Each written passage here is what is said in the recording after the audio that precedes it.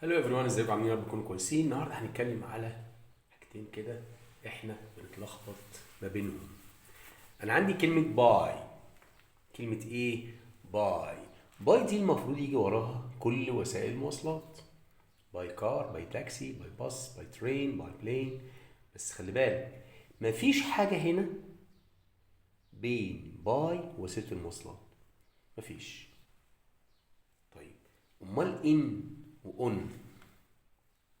ان لازم يجي حاجة فاصلة ما بين الاتنين: the، my، a، in، the، ووسيلة المواصلات. طيب، ان هتاخد مين؟ هتاخد وسيلة مواصلات ما ينفعش تقف فيها، ما ينفعش تخشها وانت ستاند كده، لا. تاخد ايه؟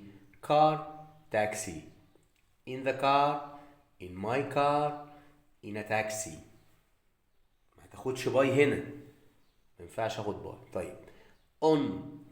اون بتاخد نفس وسيلة المواصلات، لازم يكون بعدها حاجة ما بين اون ووسيلة المواصلات. بس العكس، ان هنا بقى اون ينفع اقف في وسيلة المواصلات، ينفع اخشها وانا واقف، زي باص، on the bus، on the train، on plane، on ship، on ferry. وفيري معناها معدية.